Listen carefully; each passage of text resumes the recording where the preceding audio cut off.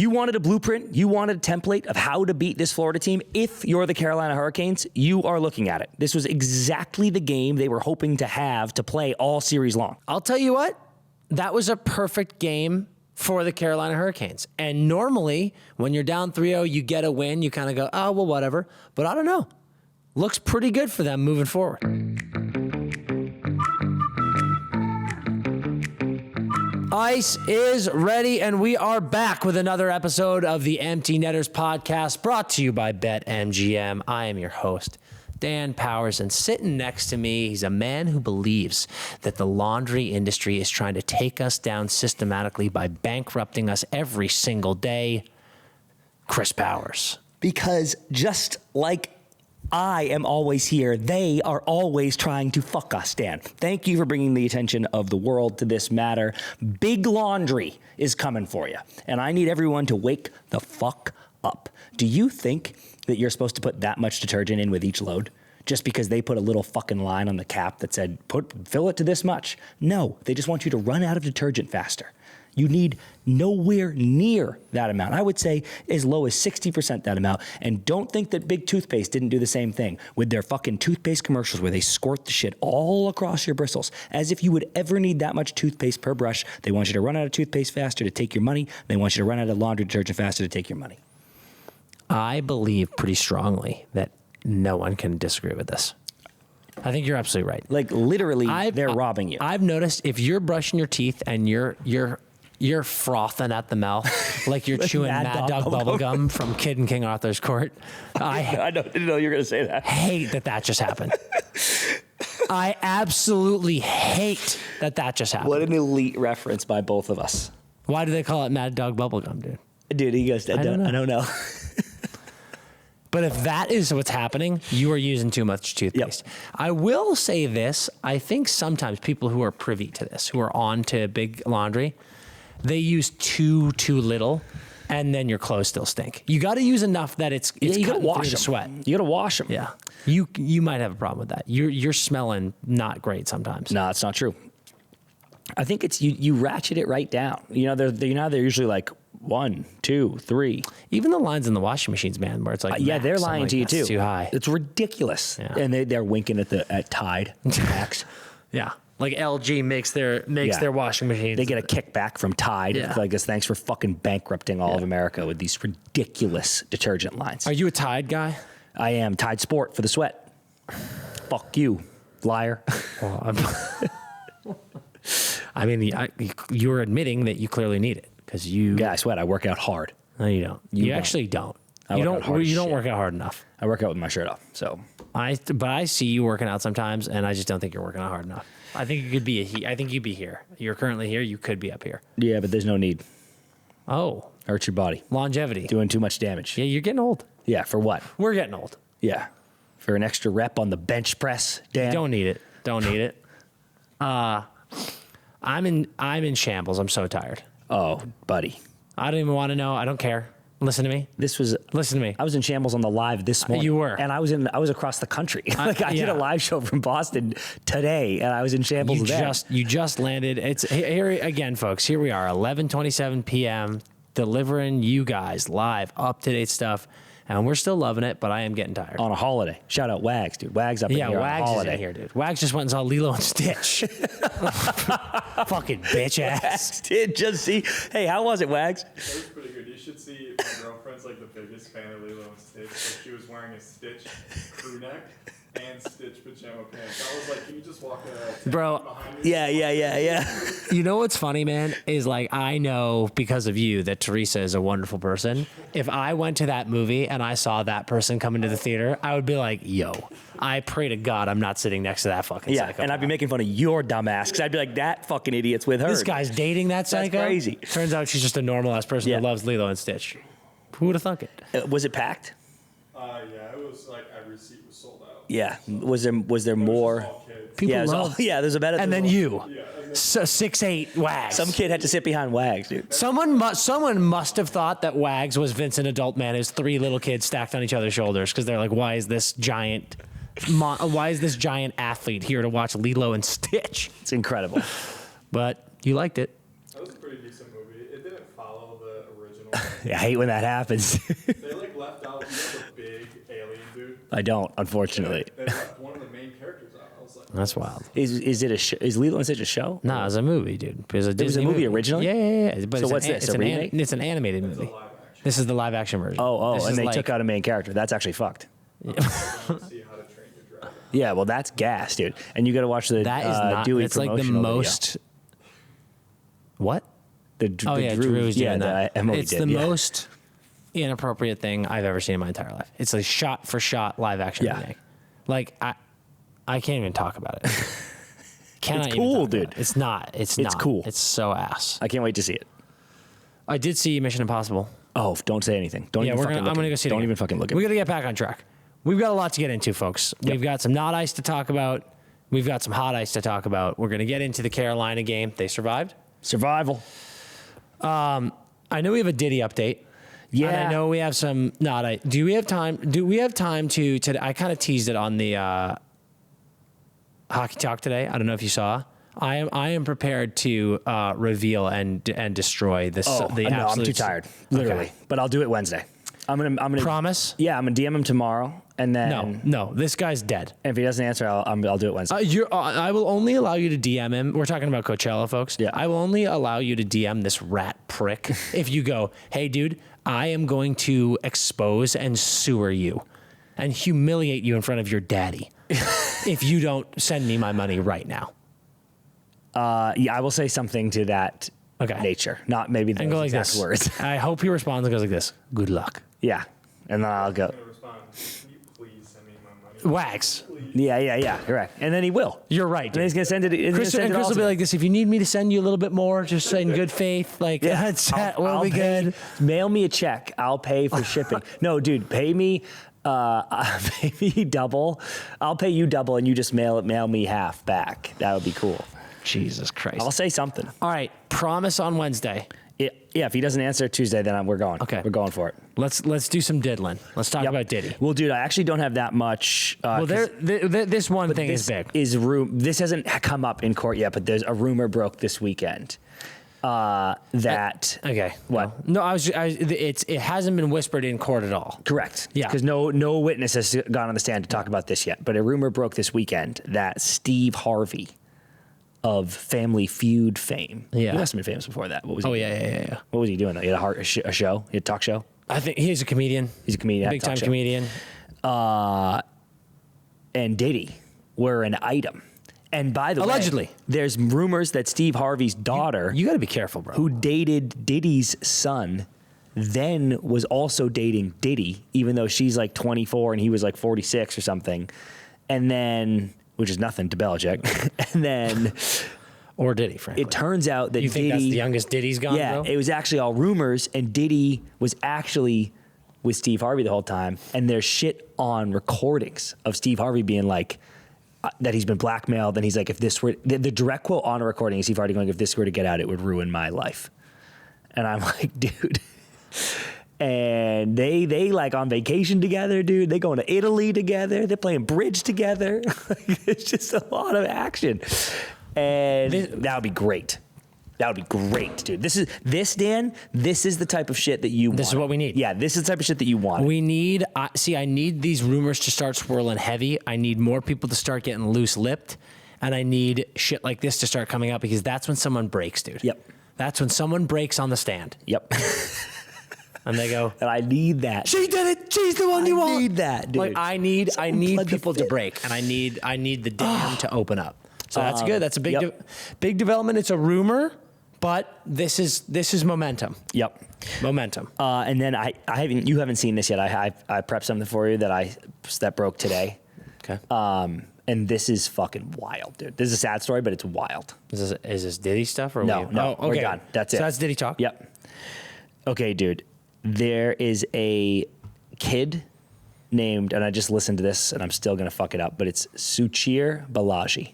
Okay. I think it's pretty close to how you say his name. He was an engineer for OpenAI, for ChatGPT. Okay. He helped train the artificial intelligence systems behind ChatGPT, and then because you know how that's the issue. Everyone's like, "Are you using all our data?" to train the system. And they're like, no, your shit's private, dude. And everyone's like, I don't know, so he helped train the artificial intelligence system behind ChatGPT, and then later was like, man, I actually think we are violating copyright law, and this shouldn't be allowed. He worked at OpenAI for 4 years. He quit last August, okay? He was well regarded by colleagues at the San Francisco company, where a co-founder this week called him one of OpenAI's strongest contributors who was essential to developing some of its products. He grew up in that Bay Area. He was first got to their lab as a 2018 summer intern, okay, while studying computer science at Berkeley. Okay. Returned a few years later, got his job, and his first project was WebGPT, which became ChatGPT. 26 years old, described as a computer prodigy, began programming at age 11, was earning $350K annually from ChatGPT. This is from the co-founder. Pretty sick deal. Co-founder John Schulman. Suchir's contributions to this project were essential, and it wouldn't have succeeded without him. He recruited Balaji to his team, said he was an exceptional engineer and all this stuff. Suchir tells the press after he quits that he gradually became more disillusioned with OpenAI, especially after internal turmoil that led the board of directors to fire and rehire Sam Altman and all that shit. He said he was broadly concerned how its commercial projects were rolling out, including their propensity for spouting false information, that's what I was talking with Stu about, where they send hallucinations, where they're like, ChatGPT's like this, and you're like, that's not true. And like, Well, don't say it to tell the people. basically, our buddy was like asking ChatGPT, hey, if I introduce this to my company that I started with a friend, are you going to use all our data? And ChatGPT was like, absolutely not. Here's a link to show why we want, or our practices and why we won't. Clicks on the link. It's a dead link. He responds, this link isn't real. And ChatGPT answers, good catch. Sorry, here's the real link. Sends it to that one. In that link, it says, we will use this data. And our buddy goes, so you will use it? And it was like, good job reading the fine print. Yes, we will. I'm like, dude, what are you doing? So he says he doesn't, Suchir's like, I don't like these hallucinations and what's going on here. After he quits in August, he becomes a whistleblower and says he helped train the artificial intelligence, and this is voiding copyright law. Quote, it doesn't feel right to be training on people's data and then competing with them in the marketplace. I don't think you should be able to do that. I don't think you should be able to do that legally. Is this fucking kid dead? Bro, he was named a key witness in a lawsuit filed by the New York Times against ChatGPT, where he alleged ChatGPT brings, quote, society more harm than benefit. On November 26th, he quit in August. So the last November 26th, Balaji was found dead in his San Francisco apartment in what police said was an apparent suicide. No evidence of foul play was found during the investigation. The chief's medical examiner confirmed the death to be a suicide. In a letter to the family, the San Francisco police said there were no signs of forced entry, and the apartment was found with the deadbolt engaged, under the conclusion that Balaji was in there alone. Interestingly, the toxicology reports revealed the presence of GHB, commonly known as the date rape drug, in Balaji's system. But the medical examiner said that GHB can accumulate naturally in a body during decomposition. No. End of discussion, right? The family is so devastated because there's like CCTV footage of him picking up a food delivery that night looking just like a normal dude. And I don't presume to know what you would do before killing yourself, but he's just getting his food delivery. But you don't think it would be getting a chipper bowl? Yeah.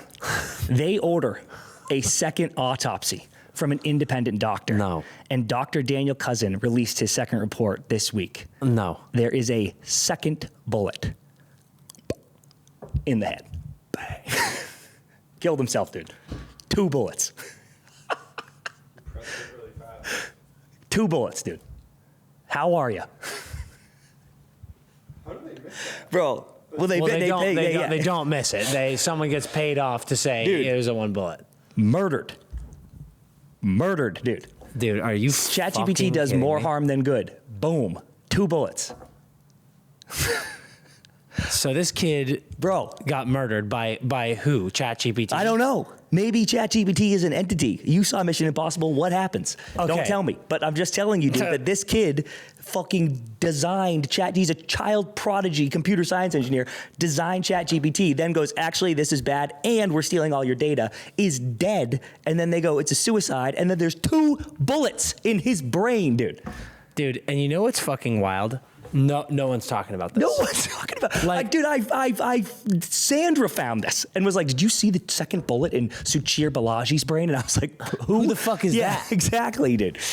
Dude, all right, as much as I want to do a classic DPCP thing here and go down the rabbit hole on how ChatGPT is an entity and they're getting control of a gun somehow and hovering it using magnets in the apartment, clearly someone was hired by people at the company ChatGPT to murder this kid. Yep. Because he has announced that it's more harmful. And also, and I love ChatGPT, just to be who's clear. the And I just want to say on record, I love ChatGPT. who's the fucking shitbag guy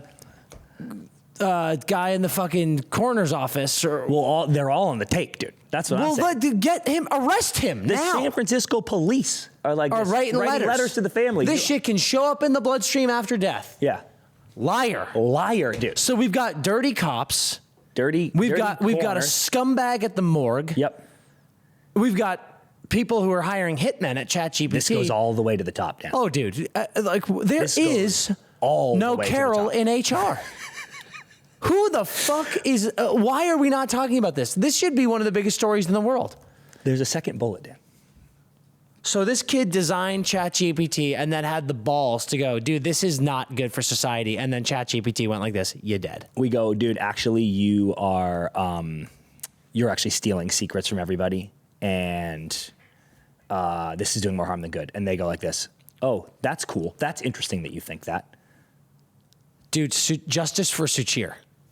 Bro. Because this kid was murdered. He's a prodigy. And we wasted I'm not even kidding. We wasted a genius mind that could have continued to solve the world's problems. And dude, this goes so high. I can't even believe this.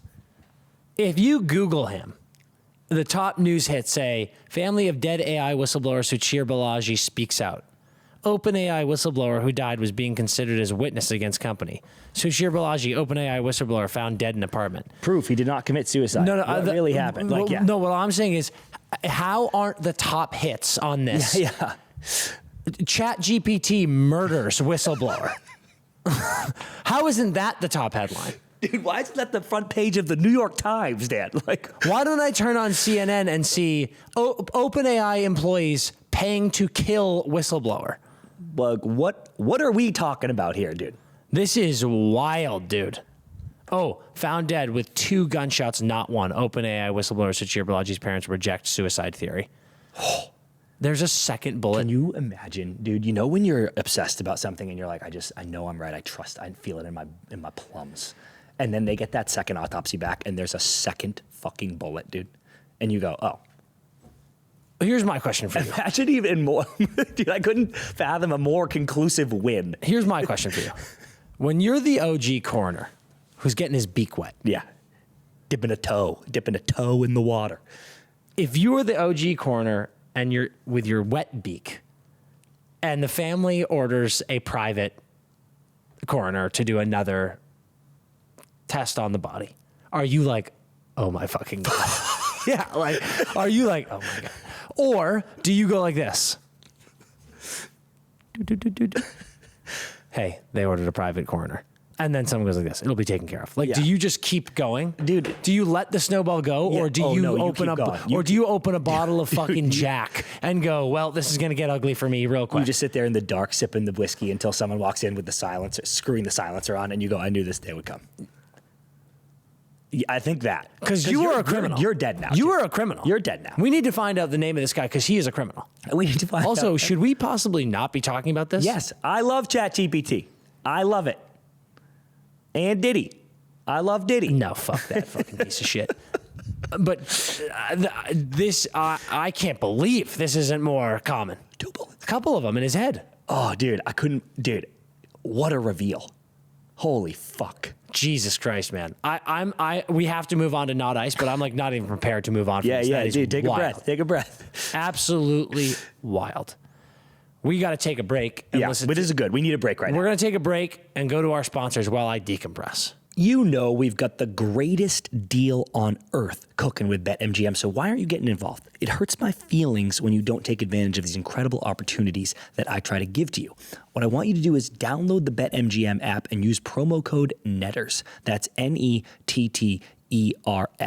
They've got the hat trick jackpot going right now, and it is awesome because playoffs are awesome and so many people are scoring amazing goals. All you have to do is bet on an anytime goal scorer, and if that person scores a hat trick or more, which is very possible, they score a hat trick or more, you get your share of 10 G's in bonus bets with anyone else who picked that anytime goal scorer. And even if they don't get a hattie, but they do score, you still win your bet, which is also sick. So there's so many ways to win.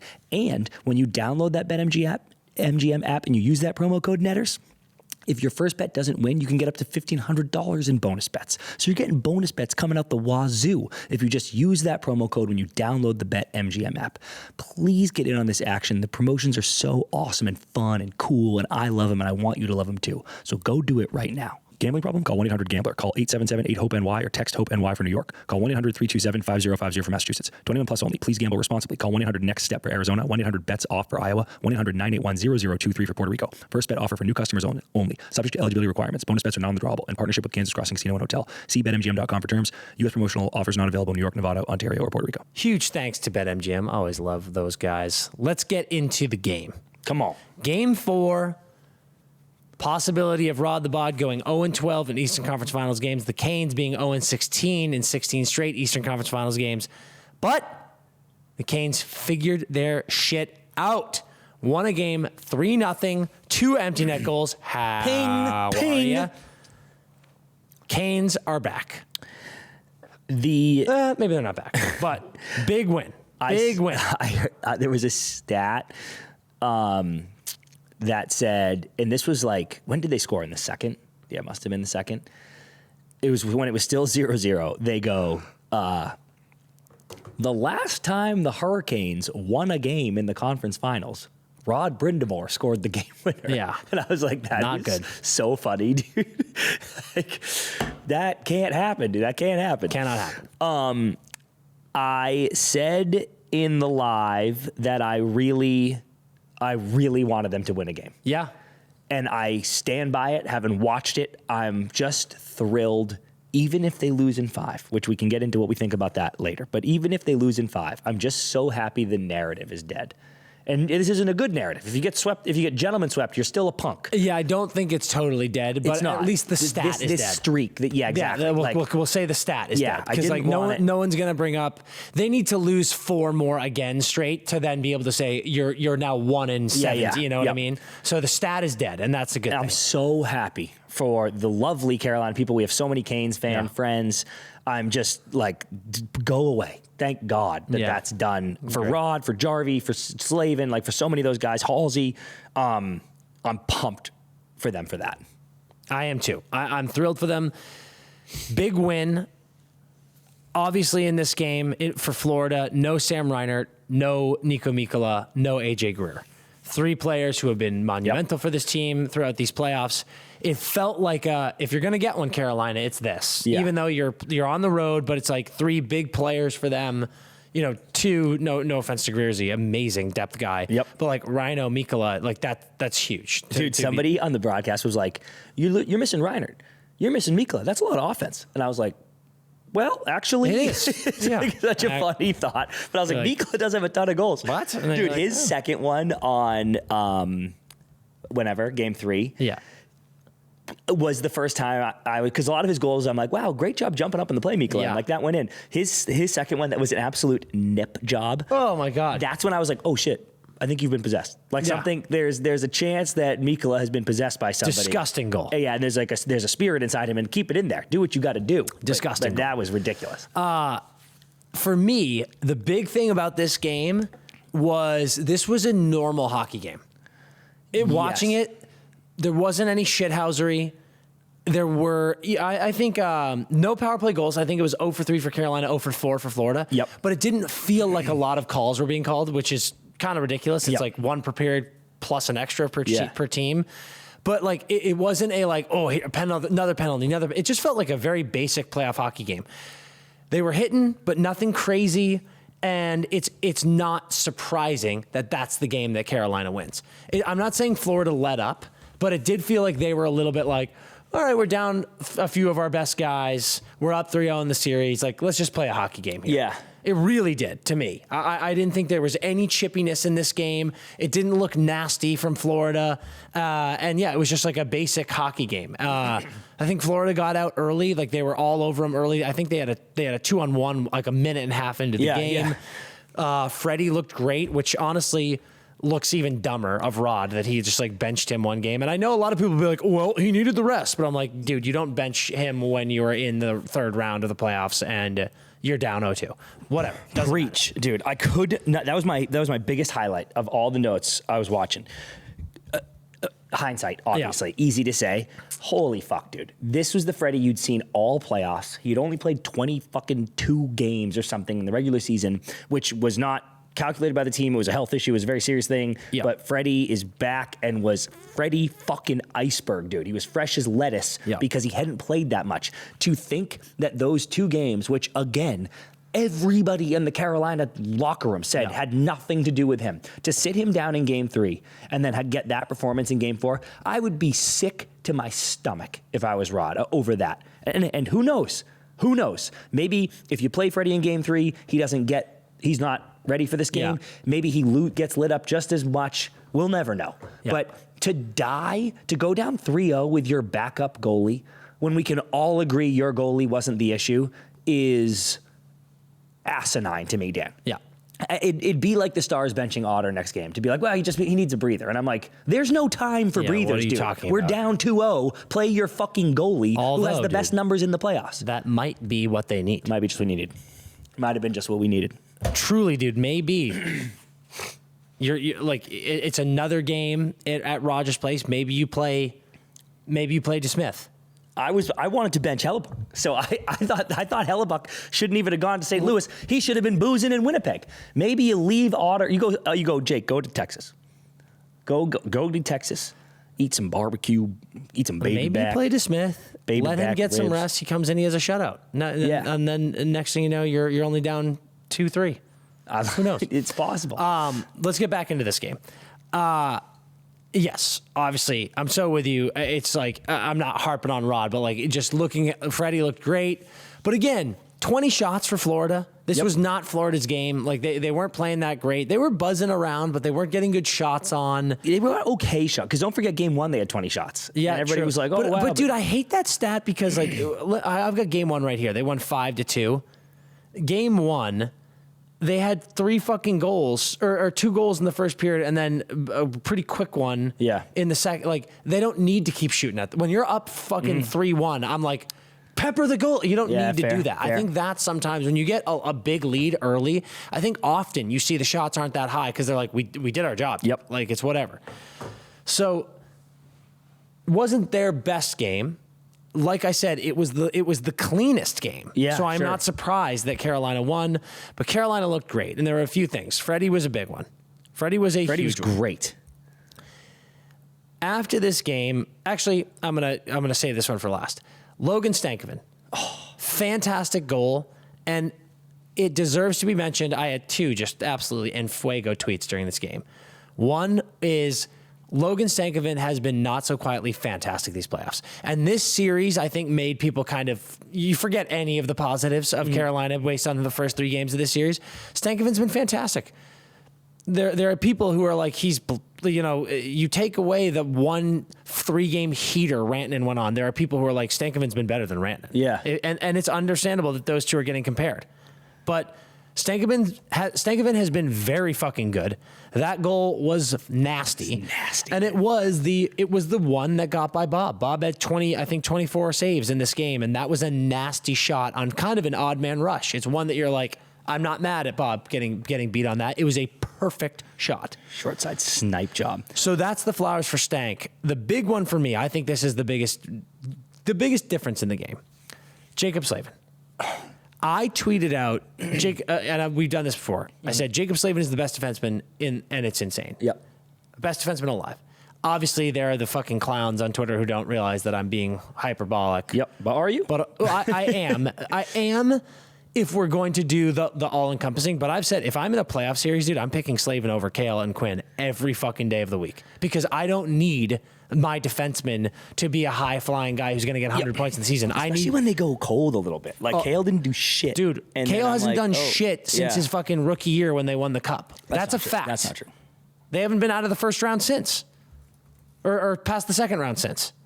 Like, dude, it's like Kale is amazing. Don't get me wrong. But, like, I need a fucking defenseman. Is he doing a good job cleaning the pool? If you are a pool man, you should be. If you're a defenseman, I need you to be good at defense. He was good. He was good last year. Which Kale is. Because he won Conn Smythe, obviously 29 points in 20 games. He was insane. And then 5 points in 6 games, first round L, but then 15 in 11. That's great. How did they do? They lost the second round. Yeah. It wasn't on him, dude. Not good enough. He was -3. My point is, Slavin is disgusting at D. And a friend of the program on Twitter was like, horrible take. And I was like, educate yourself in a fun way. Who said that? Just a guy on Twitter follows us. Good dude. Yeah. And he then tweets his 4 games in this series. And let me remind you, in these 4 games, game 1, Florida wins 5-2. Yep. Game 2, Florida wins 5-0. Game 3, Florida wins 6-2. And then today, Carolina wins. So 5-2, 5-0, 6-2. Yep.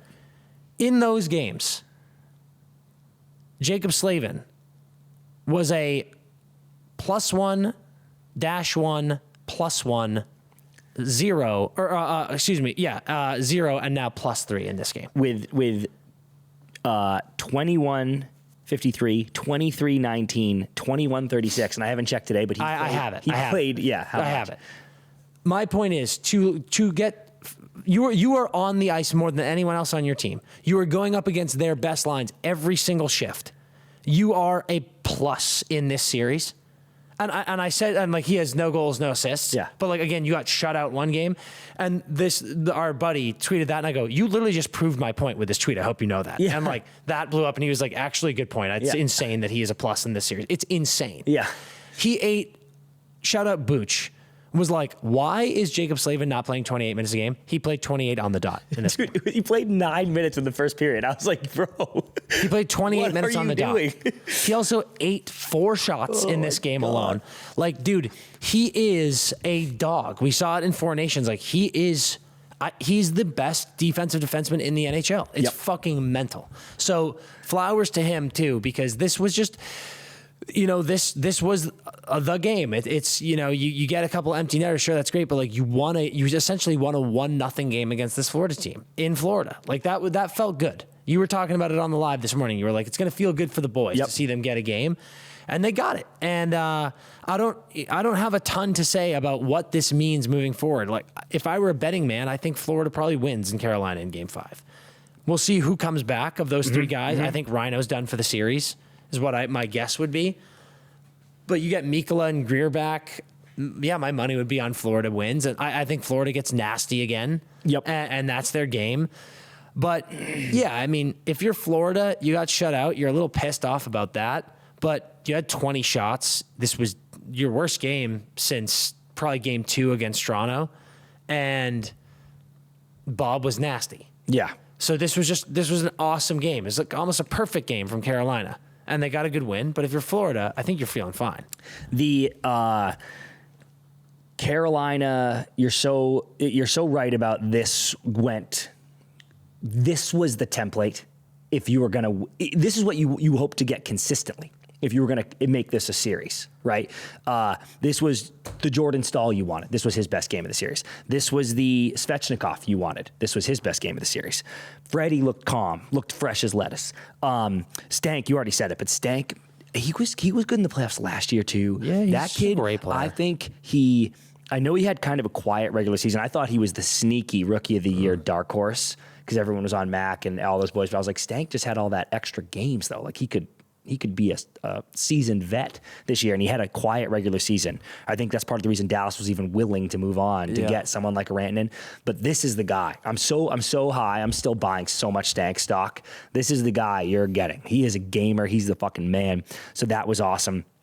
You got Burns' great game because he was playing just as much as Slavin did. They were literally going out every other shift. It was fucking amazing. Burns looked very, very good. Turned back the clock. Yeah. Unbelievable. And then the PK dude, they're 0 for 8, the Panthers. They're 0 for 8 in their last 2 games after going 4 for 5 in games 1 and game 2. And it's not, even though Rod tried to say it was, that wasn't the only difference in the games. But having the most dominant penalty kill in the playoffs and the number 1 penalty kill in the regular season kind of abandoned you in games 1 and 2. Looking at the last 2 games, you're like, fuck. I wish that had stayed locked in for those first 2 games because maybe it goes differently and we're kind of looking at like a 2-2 here instead of a 3-1. So I think that's brutal. And I would say the Canes, it wasn't chippy, you're right, but it was, at least they were fucking pushing and punching and jabbing. You know when this Bruins played the Canucks and there's that famous clip of Martian just punching one of the cities in the face? Yes. And everybody's like, incredible. Yeah, everybody's like, oh yeah, like this. No one's doing it. No ref's doing anything about it. No, I think it's Henrik isn't doing anything about it. No one on the Canucks is doing it. It's one of the funniest clips I've ever seen. And this is not obviously literally true, but that is why Vancouver lost. Like it is that. Yeah, dude, no fight. There was just no willingness. I know Burrow's bit a guy, but there's no willingness to just be like, dude, don't let them punch you in the face. And for the first 3 literally, literally. For the first 3 games, that's what it felt like from Carolina. Yeah. And all the jokes online are like the technical, the Moneyball dorks are losing to the fucking guys that know what it takes to win in the playoffs. And at least in this game, right away, first period, the quick tie up, bang, one of the sticks, something to the jaw, fucking face palm, dude. How are you? That mattered to me. And I think you're right. Florida can ramp that even higher in game 5. And it was just nice to see anything from Carolina. It was nice to see it. And I'm just saying, like, that shit was happening. And to me, it looked like Florida wasn't even reacting. Like, it was like, I'm not saying, like, they let them do it, but it just felt like Florida just kind of sat back in the chair a little bit in this game. And they were like, we'll see what happens today. Yeah. And, that might have been a mistake. Who knows? Like, maybe Carolina gets a little bit of gumshoe from this and they step up. But it's playoff series is so funny because it's risky, right? You just want to step on throats when you can because, of course, if those guys come back, because I think you're right. Like Rhino's not even on the ice yet. Like Rhino's got to get on the ice before we're talking about which games he's coming back for. But if you get those other 2 guys back, I'm probably picking Florida too. But Carolina hadn't lost in the playoffs at home till they met Florida. Yep. They had the most wins in the regular season at home. And now you've got some guys going good. Yeah. So you think you go, dude, let's just win game 5. One game at a time, go home, win game 5 where we've been awesome. Now they're thinking about it. Yeah. And now there's a ton of pressure on game 6. I think this is the exact script that Florida-Tampa was, though. Did Florida go up 3-0 on Tampa or 2-1? 2-1. But I know they won 2 in Tampa, split at home, and then just beat Tampa in game 5. Correct. Because I was like, there's no way Tampa can lose all 3 at home. And they were like, watch. We sure can. Yeah. So I feel the same way about Carolina, where I'm like, no way they can lose all 3 at home. And they might. Sure yeah. A lot of people were bringing this up. And again, I'm not dogging anybody, and I'm not saying this is a thing. But someone DM'd us and was like, does Florida lose this game on purpose to keep playing because they don't want too much rest? And I was like, no, dude. Like, this is the Stanley Cup. I said that earlier. This is the Stanley Cup playoffs. But I can tell you this. If this Florida team feels very confident, which I imagine they do, if Mikkola is good, if Greerzy is good, and they're like, oh, it was a necessary rest day, but like, we're fine. Even Rhino is like, I'm probably done for this series, but like, I'll be fine by the final. And they all feel good. I wouldn't be shocked if they're not like, we're cool with that. We're cool. Because imagine if they swept. Getting an extra game. Imagine if they swept and it's just 2-1 in the Edmonton series. And like, for their sake, God forbid, Dallas wins by the time you're listening to this, guys, tonight. No. No, it'll be out first. Oh, tonight. I see what you're saying. Yep. Yeah. Yep. Dallas wins this game and they're like, fuck me. Like, it's tied now. Like, you're just sitting at home playing with your dick, waiting for a week before you get to play this team. Like, I bet that they're happy that it's like, because even if and when Edmonton wins game 4 and they're up 3-1, you would still be like, we have to wait 2 more days. Yeah. Then we have to wait for the schedule to come out. Like, it's just a lot of time. So if Florida feels as good as I think they feel, I bet that they're like, we're very fine with They've this. said before they want the games. They were like, I like it. I like it. Every other night. They like playing not or they like playing as close to up to the next series as possible. Yeah. They're not saying I want it to go 7, Yeah, but they oh, do, I see you what you're know. saying. Yep. But this is kind of a roundabout way of being like, kind of nice. Bro, I think they're. I'm with you. I think they're legitimately presuming they win in Carolina, which again, don't play with your food. It's the playoffs. But presuming they go, we're going to win in Carolina, no problem. They prefer this. They are literally happy to play closer to when the other series might end. Get the games, we're good, especially the way they lost, right? Even if they it's lose essentially a in 1-0 game. I will say, yet again, Carolina fucking burned on an offside challenge, which was the correct call. But they have been a little fucking jobbed. Oh, well, not jobbed because they're the right calls, but they have been fucking giving up some goals here that those look like good goals, you know? Yeah. But the way they lose a 1-0 game where you go, 2 empty netters. We didn't score on Freddie, but I'm not scared of Freddie because we've put 10 by him, you know, in the 2 games we faced him. You know what I didn't? And Bob still looked good. Yeah. You know what I didn't realize is that Edmonton has home ice in this series. Oh, yeah.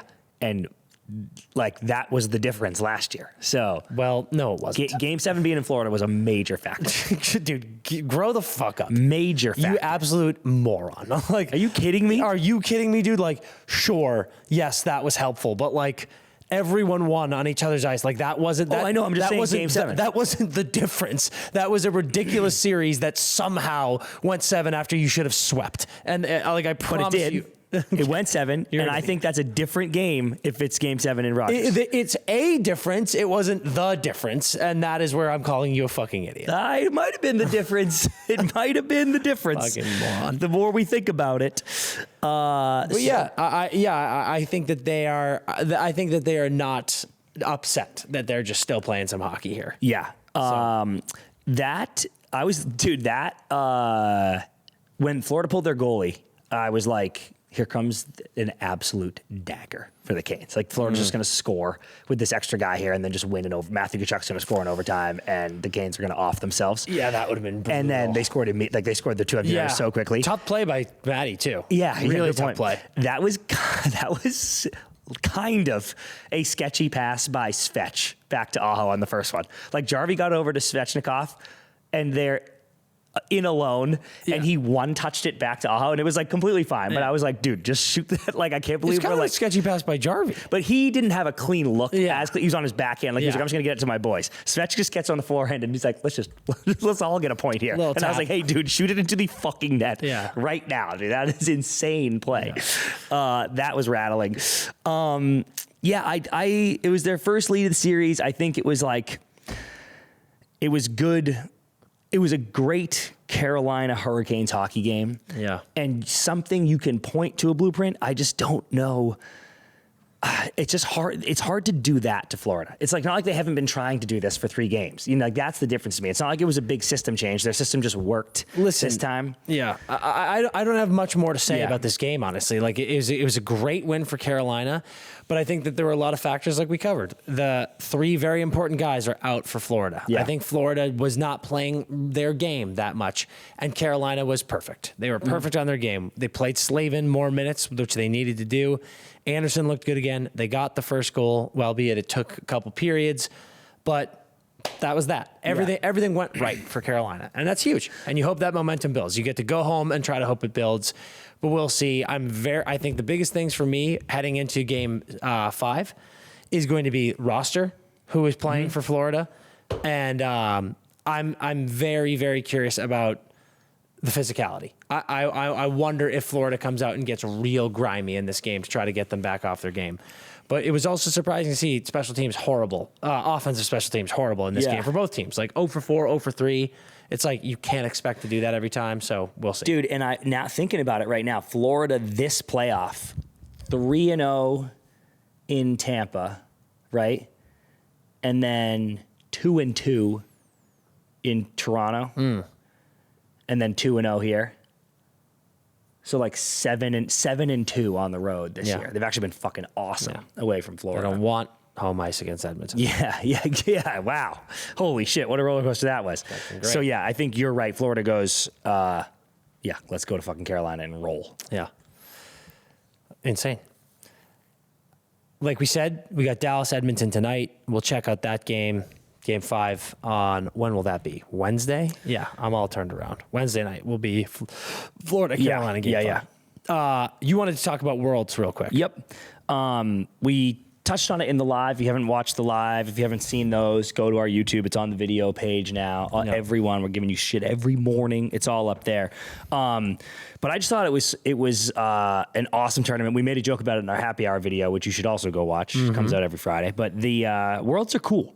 And Very. I think they don't get enough attention because they're up against playoffs and so much is going on. And it's not the most stacked rosters ever all the time, but it's such a sick tournament. And obviously being fans of USA Hockey, it was very fucking dope that those boys hadn't won since 1933, which is insane. And they take down gold after 92 years. Dude, there were a few things that are really fun about this that I really enjoyed. One, obviously, seeing Sway between the pipes, getting that shutout. Yep. Unbelievable stuff from him. I know you've got a great quote from him on that I want you to read. But it was really cool watching them do this for the first time in so long. And something that I loved, dude, was talking to Sway and Smitty about it. I want to get the rosters real quick so I can just read down it because it's very funny.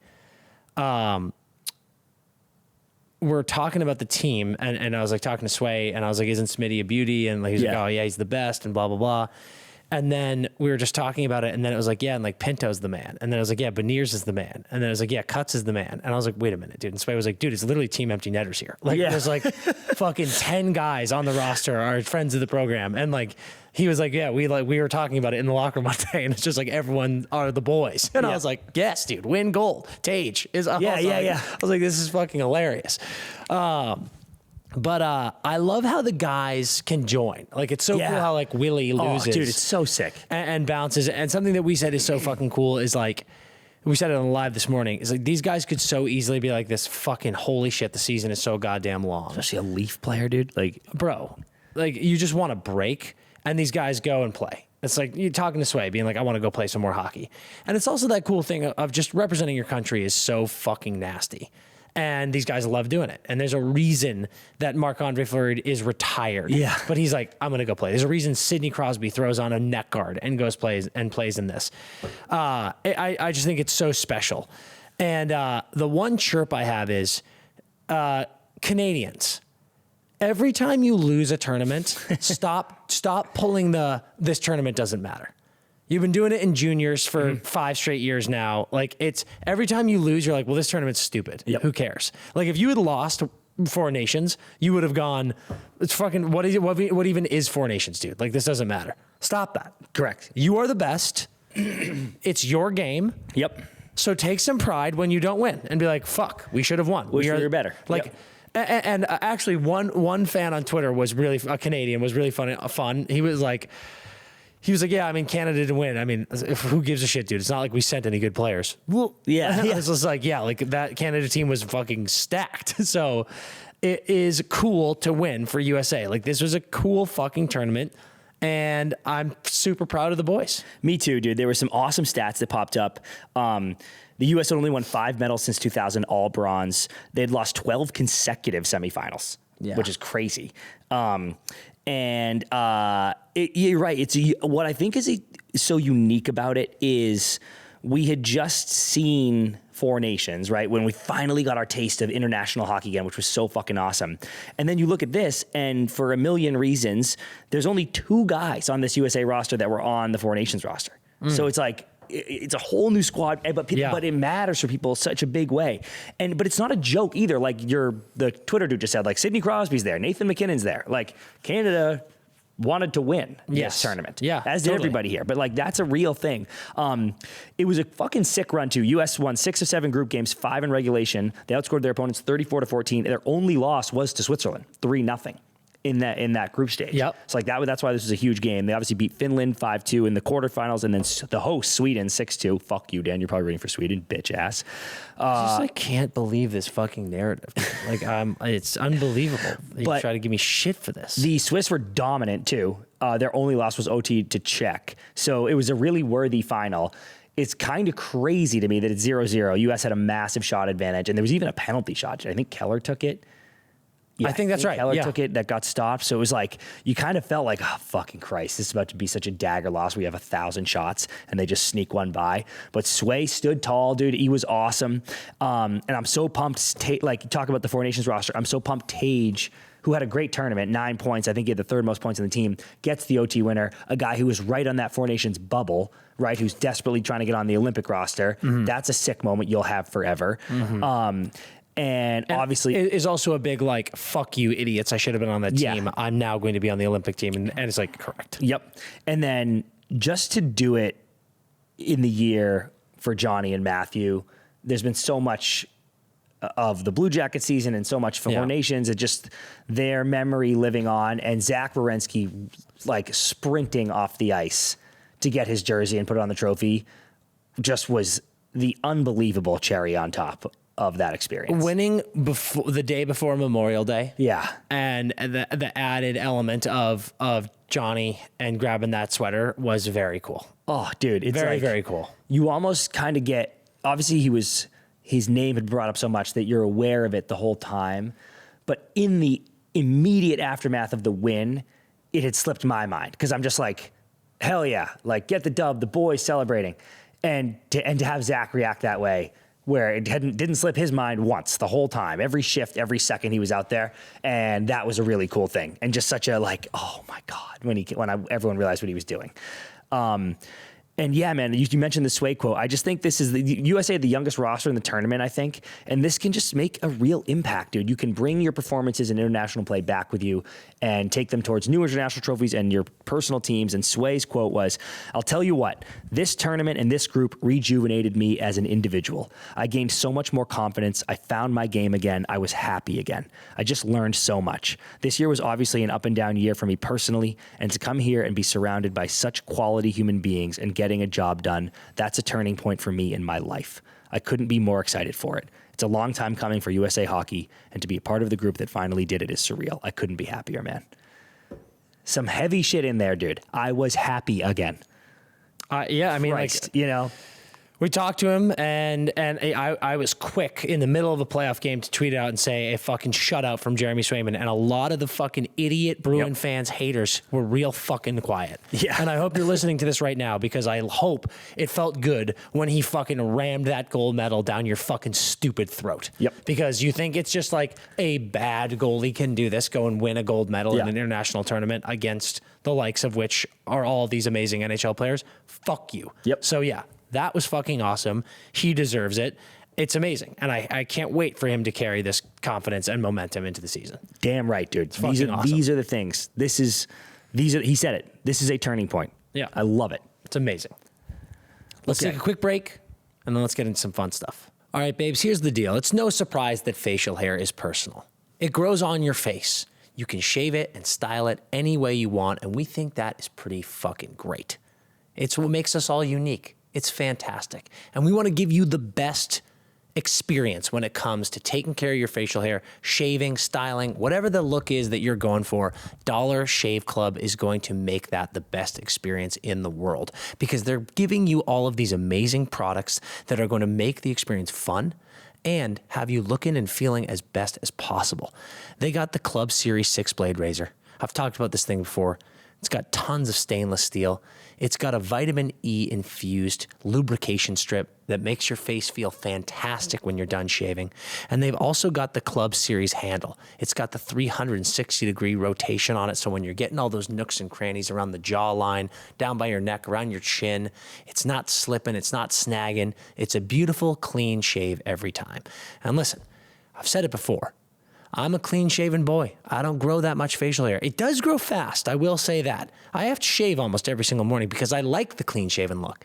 And Dollar Shave Club is letting me do that every single time with these amazing products. They're delivering it right to my door so I can just have this look at all times. But if you're a mountain man, if you want to let the beard fly, if you want to do a little goatee, maybe a Van Dyke, I don't know. It's up to you. Like we said, it's personal. Dollar Shave Club is giving you the tools to do it. Here's the thing. They're hooking you up right now if you sign up with promo code NETTERS, NETTERS, NERS. You go to dollarshaveclub.com/netters. You're going to save 20% off or on an order of $20 or more. Spend $20 or more, 20% off. Unbelievable. So get whatever you need. Look at some of these things I love. They got the shave butter. If you don't like the shaving cream that foams up, the shave butter is just this nice, unbelievable, slick, smooth, smells great shave butter. You put it on right before you shave. They've got traditional shaving cream. They've got prep scrub, and they've got the post-shave dew. I throw that on after every time I shave because I don't like that too fresh feeling, where it's like, ooh, almost feels like you just shocked your system. Get that post-shave dew on there. Makes your face shine. Feels fantastic. You got to get in on this stuff, guys. Dollar Shave Club is just taking it to a whole new level. Like I said, promo code NETTERS, dollarshaveclub.com/netters. And listen, whatever you shave, welcome to the club. You know what I'm sick of? Feeling wrong for wanting contradictory things, because life is about contradiction, and that is why I have an incredible product I want to tell you all about right now, and that is Light Strike, okay? Listen, it's an alcoholic beverage, but it's not like an alcoholic beverage you have seen before. Okay, this is not the bad booze. This is the good booze.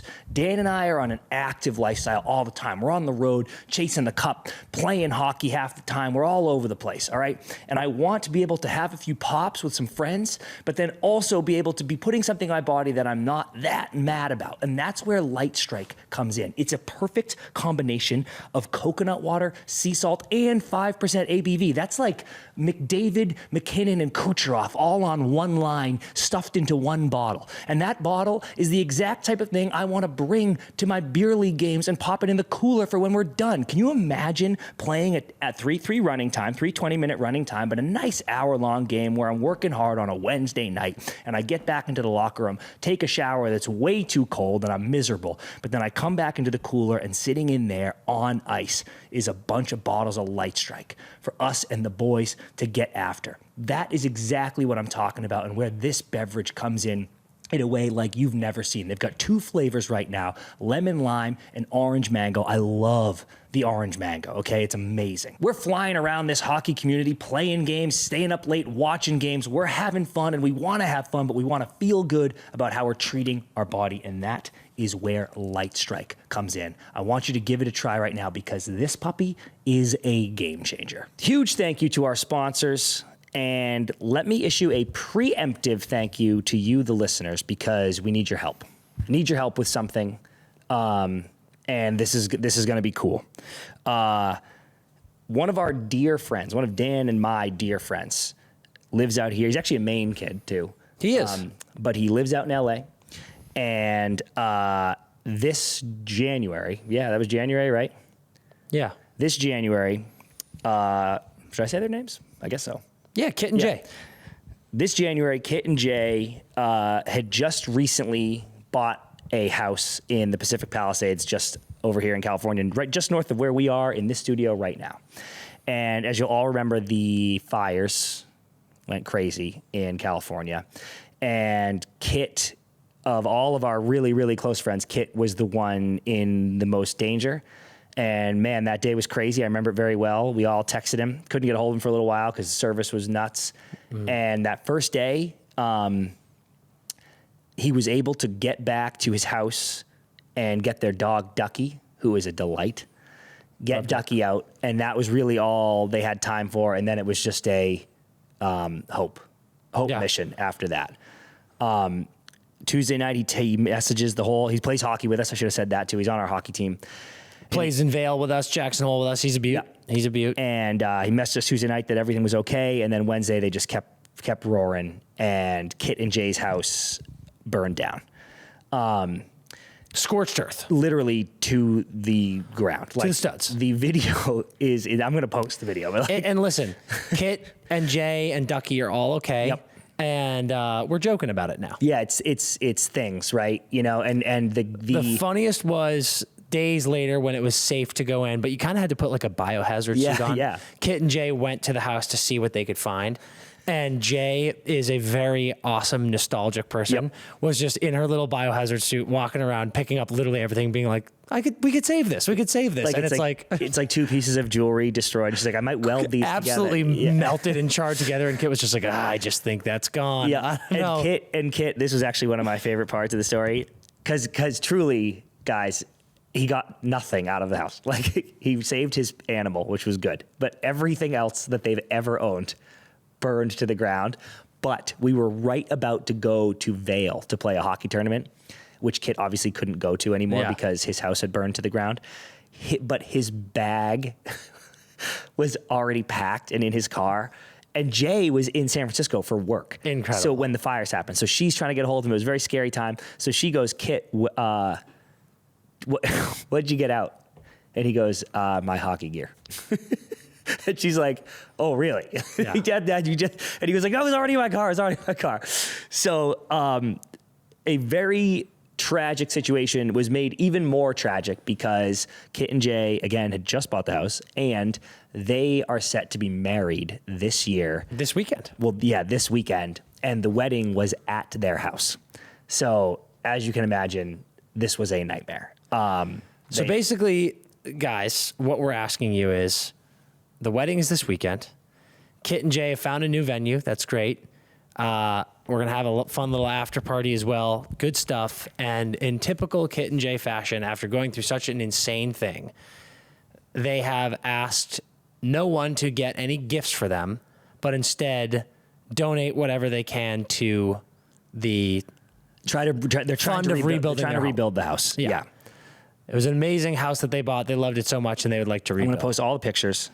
So we are asking you guys, the amazing Empty Netters community, the amazing hockey community, if you can find it within your hearts, we're going to post the link and the GoFundMe or whatever it is. It's not going to be No. So it's a GoFundMe, or excuse me, it's not a GoFundMe because it's not a GoFundMe. Very worthy cause. They take a bunch of your money. It's it's Jay's Venmo. Yeah. It's literally on their wedding website, and it's just a link to Jay's Venmo. I'm going to put it on this pod, and we're going to put it up in the story too. And if you guys could just find it in yourselves to donate $1, donate anything, but like $1 from you amazing hockey fans, Empty Netters fans, this community that we love so much. We are a family.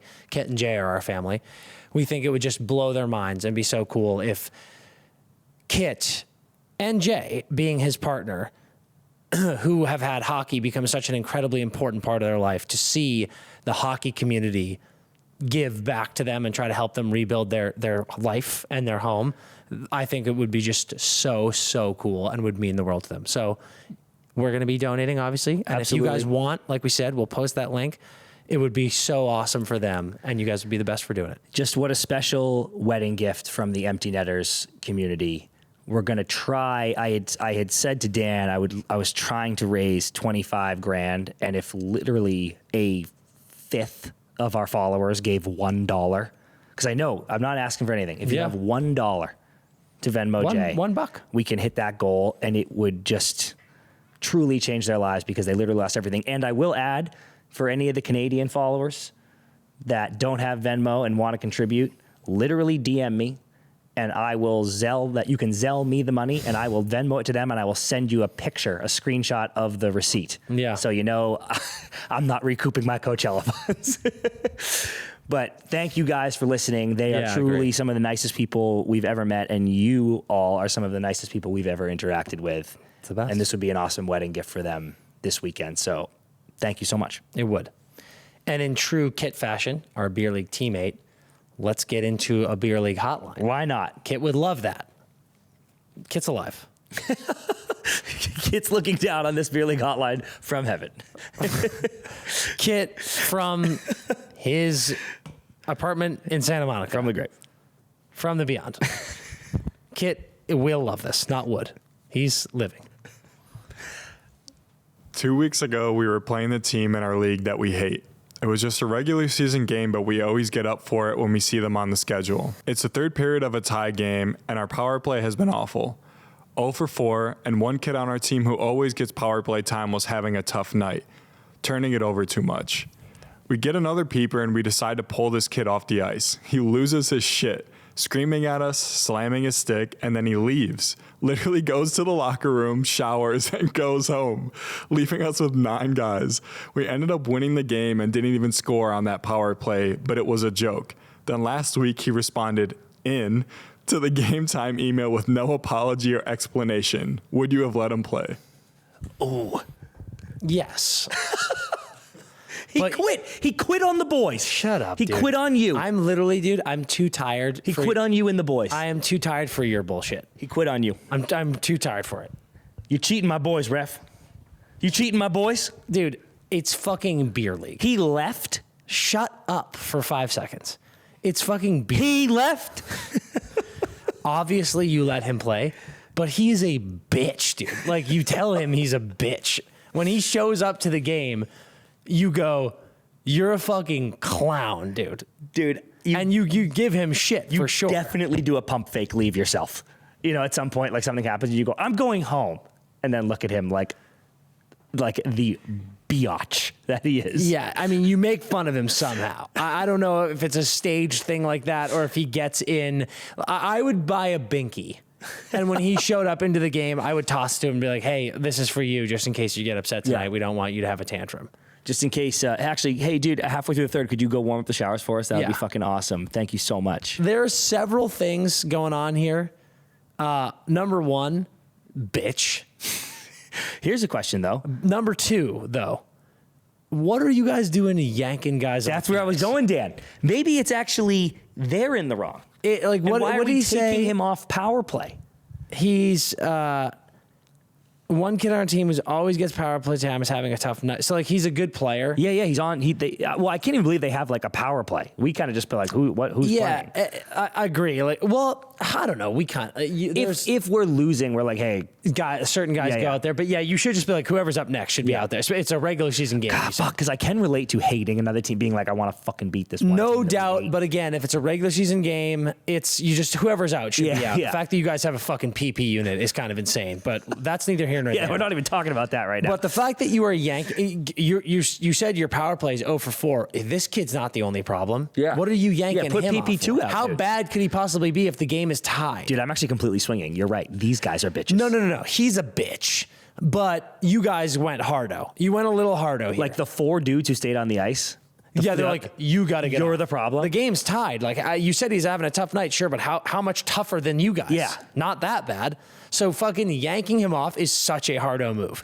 He is a dude. bitch. Fuck them. For slamming his stick and leaving. Like that is crazy, brother. What do you think, cannot leave. What do you think what was said? Like role play that for me real quick. They go like this. Yo, Dan, sit this one. Wag's gonna go do this one.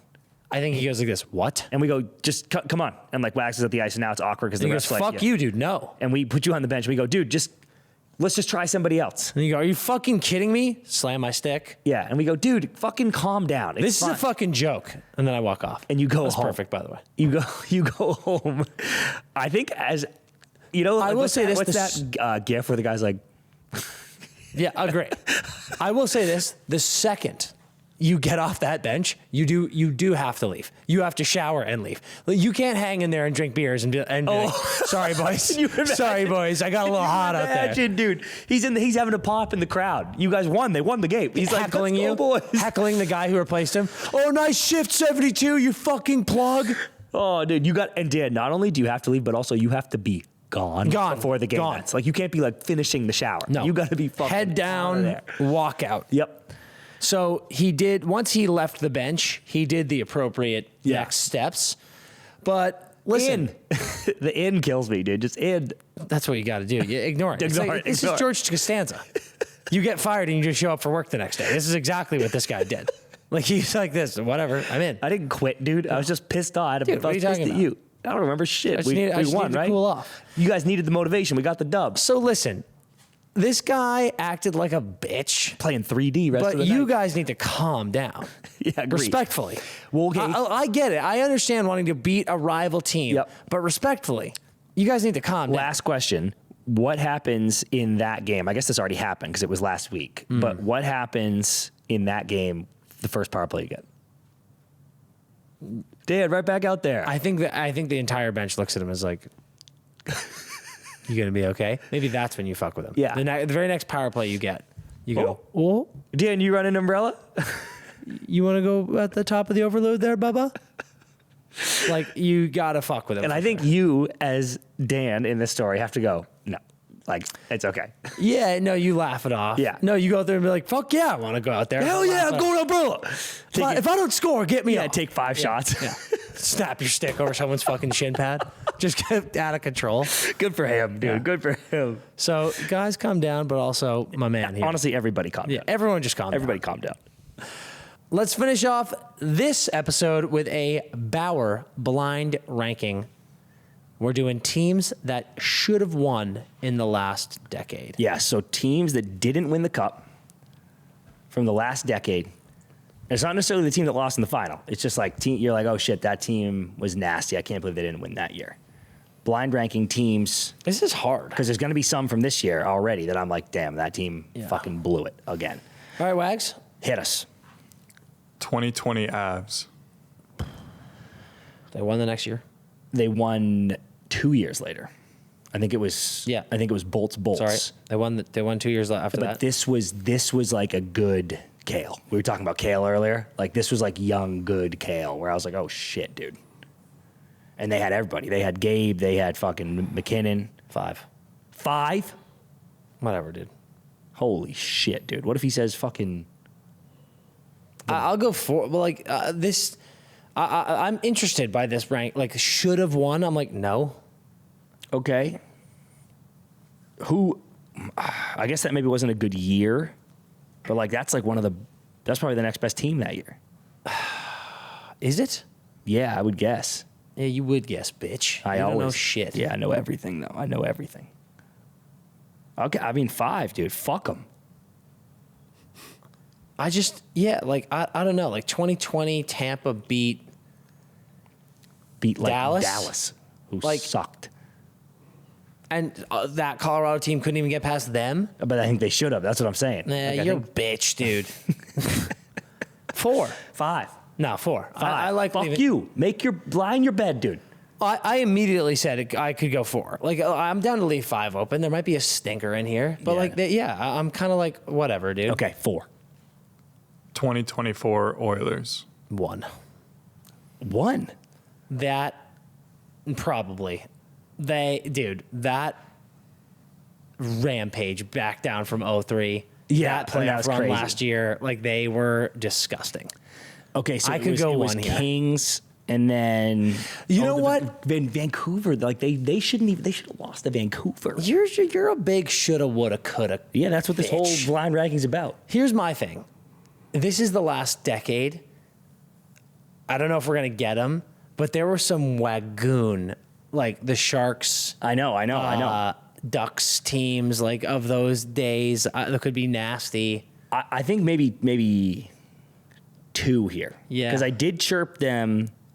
I thought they had a pretty easy path last year. Yeah. But they beat Dallas. They handled Dallas. Yeah. So, and I give them a lot of credit for that. But I just kind of felt like they probably should have got like swept by Florida. Yeah, And then- I'm having a hard time with the word should have here because there are some that like literally on paper I'm like you should have won. That's kind of- But then yeah. and now looking at them when they didn't win, I'm like you are a fucking loser. Yeah, but that's and you what don't it is. you shouldn't have because you don't deserve it. Yeah. you lost True. you lost for a reason. Yeah. Maybe it is 1, dude. That's what I'm saying. Yeah. Let's go Oilers 1. 1? Yeah. 1. 2021 Islanders. See, like, I wish that was 5, dude. Didn't we do 4? Oh, we did do 4. Yeah. Hell yeah, dude. We left it open for a Hell reason. yeah, dude. Hell yeah, The dude. Islanders, dude? Yeah. You want me to is there a 6 available? The Islanders. They were game 7 Eastern Conference Finals, 1 away from winning a cup, probably. Not probably, definitely. The 2021 Islanders, the Yeah. bubble year. Yeah, they would have played the Montreal they were Canadiens. so good, dude. Fuck they you, would have played the dude. Montreal Canadiens. The and won a cup. Islanders. They did go to Game 7 though. That's what I'm saying. Like they were literally a bounce away from winning the Stanley Cup. 5. 5, agreed. Fucking get out of here, dude. New York Islanders? What? 2015 Ducks. Fuck, that's a good team, dude. Fuck. They were gross. Fuck. They lost to the Hawks. Yeah, and the Hawks The Hawks lost. No, they beat Tampa They beat Tampa. in 2015. 2015, you said? Mm-hmm. Yeah, that was their third. 10, 13, 15. Yeah. Yeah. So, yeah, like they win the cup if they get by the Hawks. Yeah, probably. And that was like 7 games. They were I think. nasty. I think that was 7 games. They were nasty. That's actually 1. Can we go back and make them 1? No. But I'm happy too there. Yeah, we'll do 2. We'll do 2. Yeah, we'll do 2. 2023 Bruins. Dude, I'm actually totally fine at 3 here. I'm really fine at 3 here because honestly, man, like that team. this is because of what you were just saying, though. Like, you're now being like, you didn't deserve it. But I'm like, that's literally the greatest regular season. That's the best. They have the best record in the history of hockey. They do. But per what I have, there's been my whole mantra this season. Regular season doesn't mean fuck all. Yep. And yeah, you get to that playoff series, and I know Florida went to the cup, but just like Boston went up 3-1. 3-1, dude. And yeah, but like they got beat in those games they lost, and because they weren't that fucking good. They weren't. They were a good regular season team. Should they have gone further? Like if they didn't catch a red hot somehow wild card Florida team that year, they would have gone to the Eastern Conference Finals, but they would have lost to Florida. Like they. But if they beat Florida, they win the cup that year, I think. I don't think so. I think Vegas beats them. Maybe. But that would have been a wild Cassidy, dude. against Can you Cassidy. imagine? That would have been so sick. I could see them maybe being a 2 here because obviously they were an insane team. Yeah, I think. Bergeron gets hurt in game 82 of the season. Fucking Fuck me. disaster. But I'm okay with the 3 there. We got to live with it. We don't have a choice, Dad. We don't have a fucking choice. I think 2024 Oilers beat that Bruins team, which is why I like the Oilers being 1. Me too, actually. Perfect list, actually. There's a lot to be interpreted. We did it. All right, folks, that's going to be it for us this episode. It's a fucking late one. Thanks for bearing with us. Huge game tonight. Game 4 in Huge Edmonton. game, dude. Huge Oilers game. against the Stars. Canes stay alive. They'll be playing on Wednesday night, but we keep on rolling. The train keeps chugging. Make sure you guys tune into the live show Wednesday and Friday. We've got happy hour coming out on Friday. Yep. Fun stuff. If you haven't check that out. New series that we're doing on our YouTube page. Fun little comedy, talk show, sketch show thing. Making some jokes about hockey, some other pop culture shit. It's a blast. Subscribe to the YouTube. Make sure you don't miss that. Buy some merch. CP's rocking it big time. Come on. Unbelievable stuff that we've designed. We've got more shit coming out. I'm rocking our nice War Road collabs. I got the fucking netters on the back if you can see it. It's beautiful stuff. We love you guys. We'll catch you all week long. And until we see you. Get some rest and skate hard.